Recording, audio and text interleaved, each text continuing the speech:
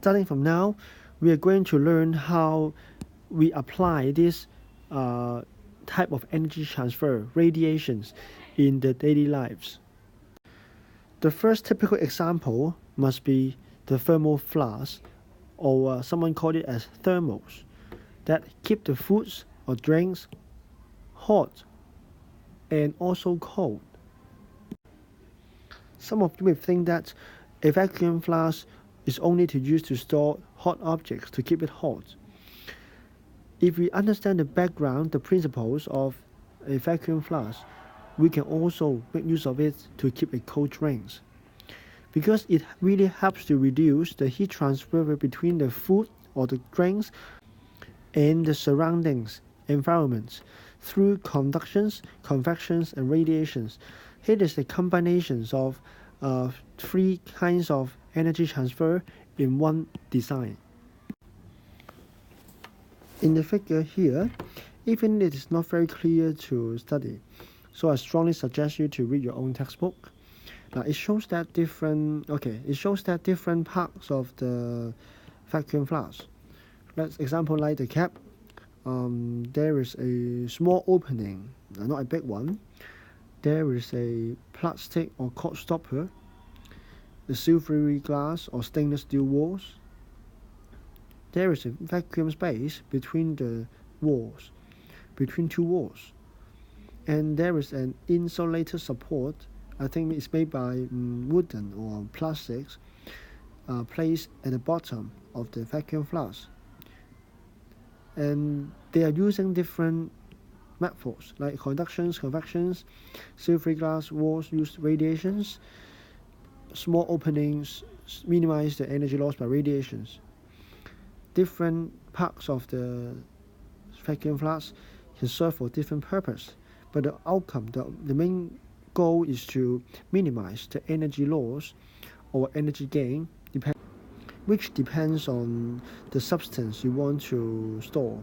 If it is hot objects, we want to minimize the energy loss to the surroundings by conductions, convections, and radiations.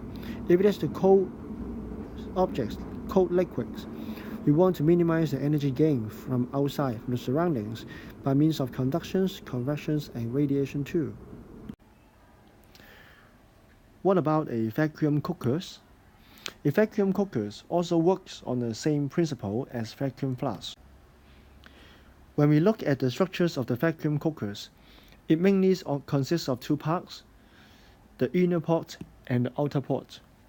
In the inner pot, it is mainly made of stainless steel and aluminium, which ensure good conductions as they are good conductors of heat. And in the outer part, it is made of stainless steel. We will first heat the inner pot until high temperatures. When it reaches the high temperatures, we will put it into the outer pot, cover the lid. It will ensure the food is kept at high temperature for the longer time. And it is cooked without a fire. In these pictures, that clearly shows different parts and the functions. So you can take out your highlighter to highlight different parts. The first part, when we talk about the lids, okay, the lids mainly contributes to reductions of the energy loss by conductions and convections, since the energy cannot leave in contact with the air outside. So conductions and convections can be reduced. Then we can look at the second part here. As we can see, between the inner pot and the outer pot, there is a thin film of air between them. And air is classified as a poor conductor of heat. So the energy transfer between the hot inner pot to the outer pot will be greatly reduced.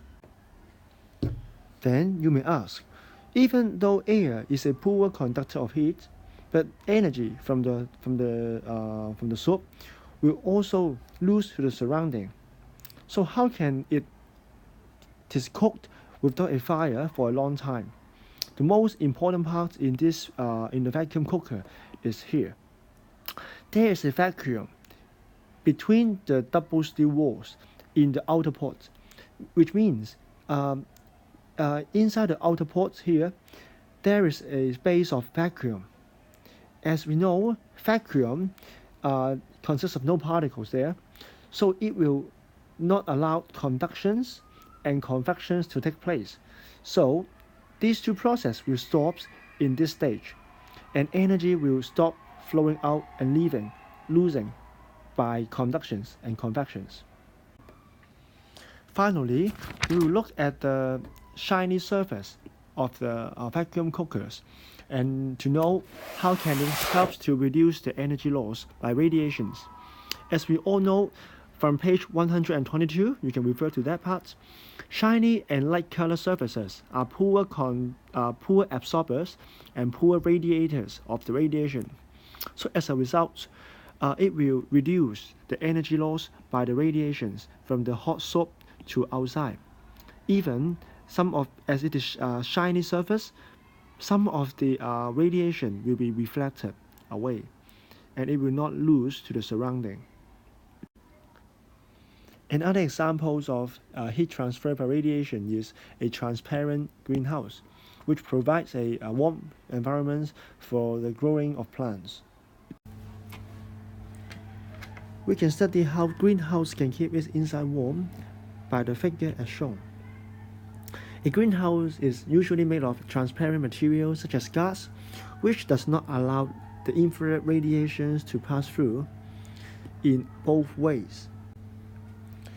So when the sun emits different kinds of radiations to the earth, to the greenhouse, the example like infrared radiations, visible light, UV means ultraviolet, only infrared radiations will be blocked from this surface, while other radiations such as UV or visible light are able to partially enter the greenhouse. When the plants absorb the radiations, it will become warm, especially the air inside will become warm air. In turn, the warm air inside the greenhouse will start to emit or radiate infrared radiations to outside. But most of the form in it is infrared radiations. As we just said, the glass does not allow infrared radiations to pass through in either way. As a result, the infrared radiation will be blocked and trapped inside the greenhouse and make the plants and the room warm. In addition, as the warm air is trapped by the walls and by the ceilings of the greenhouse, it can slow down the energy loss by convections. The combined effects of convections and radiations can keep the whole greenhouse warm, and the plants can grow well even in the cold weather. We can simulate the effect of greenhouse in the school laboratory with some simple apparatus, as shown in experiment 4D. As a result from this, we can conclude that the air inside the boiling tubes can warm up more quickly but cool down more slowly than the air outside.